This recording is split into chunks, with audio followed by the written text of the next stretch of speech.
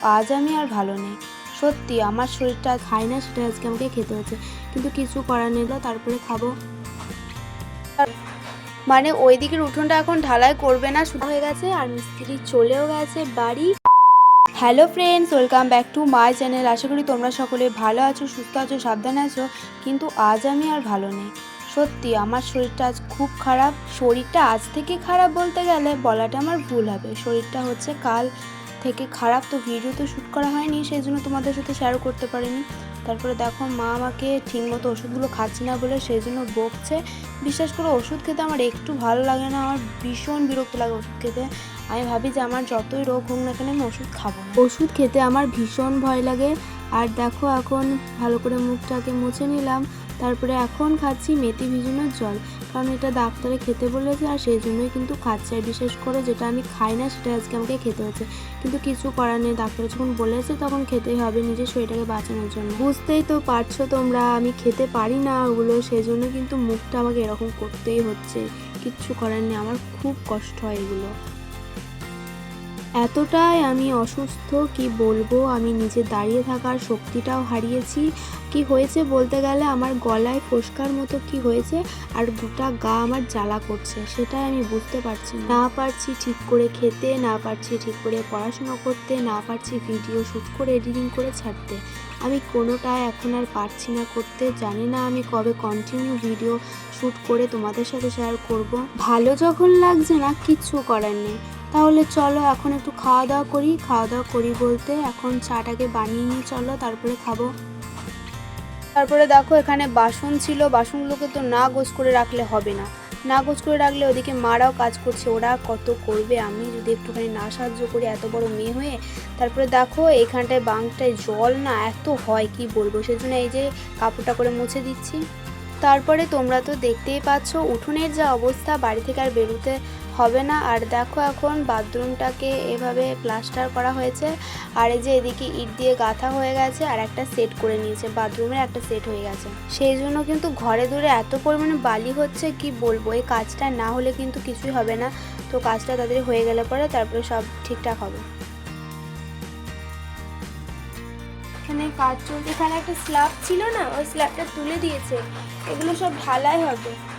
মানে ওই দিকের উঠোনটা এখন ঢালাই করবে না, শুধুমাত্র এই দিকের উঠোনটাই ঢালাই করবে, কেননা মিস্ত্রিতে বলছে যে ওটা হলো নতুন মাটি। হ্যাঁ আমাদের সত্যি ওটা নতুন মাটি। ওই যে পাঁচিটা দেখছো না, পাঁচিটা কিছুদিন আগে মাটির ছিল, সেই পাঁচিটাকে ভাঙা হয়েছে, তারপরে উঠোনে কিন্তু দেওয়া হয়েছে মাটিগুলো।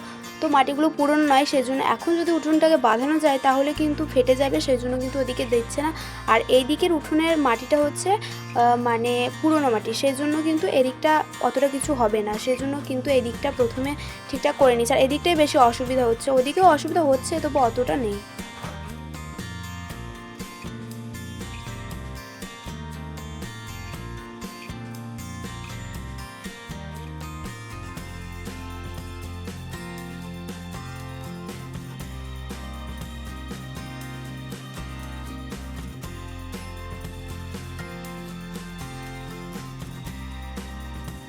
আহা বেচারা উঠোনের প্রতি এতটা অত্যাচার আমি সহ্য করতে পারছি না, সত্যি বিশ্বাস করো।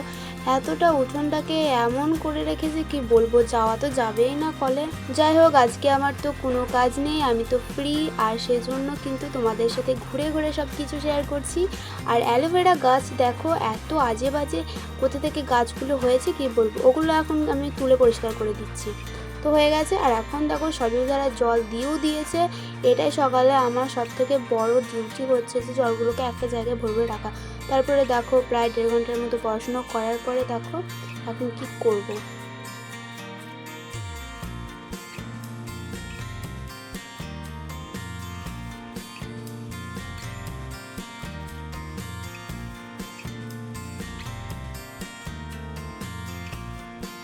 পড়তে ভালো লাগছিল না, তাই কিন্তু 1.5 ঘন্টা পড়ে আবার চলে আসলাম উঠানে। উঠোনে দেখো মাটিগুলোকে একদম চাড়িয়ে ঠিক করা হয়ে গেছে, এখানে ছোট্ট পাড়া চেম্বার করেছে একটা, দেখতে পাচ্ছ ওই দিকে দেখো। আর এদিকে দেখো এখানে বালির বদলে কিন্তু চিক পাথর ফেলা হয়েছে। হ্যাঁ মিস্ত্রি এটাই বললো যে যদি চিক পাথর দাও তাহলে কিন্তু আরও ভালো হবে, আর সেজন্যই কিন্তু এটা দিয়েছে। বলতে গেলে নতুন নিয়ম এটা। আর এখনও মিস্ত্রি আসেনি, এটা বাবা আর দাদু মিলে কিন্তু ঠিকঠাক করে রেখে দিয়েছে। তারপরে মিস্ত্রিতে আসবে, তারপরে ঢালাই করে দেবো। আমি ভাবছি যে আজকে ঢালাইটা দেওয়ার পরে কিন্তু এদিকে বেরোতে পারবো না। আর সত্যি কী বলবো, বাচ্চাদের মতো আমি এত চড়ে চড়ে বেড়াই সারাদিন, উঠোনে কি আর হবে, আর যদি বেরোতেই না পারি। তবে যাই হোক, একদিনের জন্য তো, তারপরে তো সব ঠিক হয়ে যাবে। আর এখন দেখো ছাদে চলে আসলাম স্নান করে ছাদে চলে আসার পরে দেখো পিসি শাকগুলোকে দিয়ে গেছে। এখন এগুলোকে বাছার কাজ হচ্ছে আমার। এখন তো কোনো কাজ নেই, বসে বসে এই কাজটাই করি। এখন বলতে গেলে আমি একটা ডিউটিতে দুটো কাজ করছি। ছাদের চালটা তো মা মিলে দিয়ে গেছে, ওটাও আমার দেখা হচ্ছে, আবার এইদিকের কাজটাও করা হচ্ছে। চলো আর কথা না বাড়িয়ে তাড়াতাড়ি শাকটাকে বেছে নিই, তারপরে আবার তোমাদের সামনে চলে আসবো।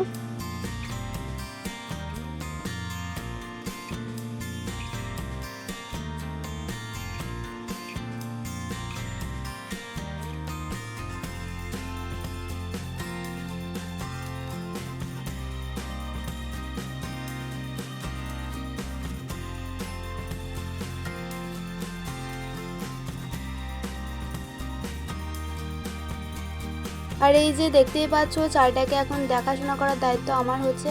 আর আজকে রোদ নেই বলে বসে থাকতে পারছি, অতটাও নেই। তবে যদি রোদ থাকতো তাহলে আমি সত্যি পারতাম না, কারণ গা হাত পা তো এমনিতেই জ্বলছে। তারপরে তো আবার এই যে শাকটা কোনো নিচে দিয়ে আসা হয়নি, গিয়ে ভুলে গেছি, তাড়াতাড়ি দিয়ে আসতে হবে গিয়ে। তারপরে নিচে এসে দেখলাম যে মিস্ত্রিতে কাজ শুরু করে দিয়েছে, আর অনেকটা হয়ে গেছে এদিকে।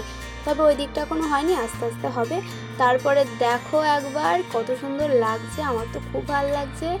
এই যে দারুণ সুন্দর করে করা হয়ে গেছে, আর মিস্ত্রি চলেও গেছে বাড়ি। আর এই যে দরজাটাকে খুলে ওই দরজাটার ওই রকম অবস্থা, ওভাবে লাগিয়ে দিয়েছে। কি করবে বেচারা। না রে, অত কষ্ট পাওয়ার দরকার নাই, তোকে কালকে আবার ঠিক করে লাগিয়ে দেবে, সব কিছু ঠিকঠাক করে দেবে। তাহলে চলো ভিডিওটাও এখানে শেষ করছি। তার আগে বলে যায় সকলে ভালো থাকবে, সুস্থ থাকবে, সাবধানে থাকবে। ভিডিওটা কেমন হয়েছে এটা কমেন্ট করে জানাবে। আমার ছোট্ট চ্যানেলকে সাবস্ক্রাইব করে আমার পাশে থাকবে। তো চলো, টাটা।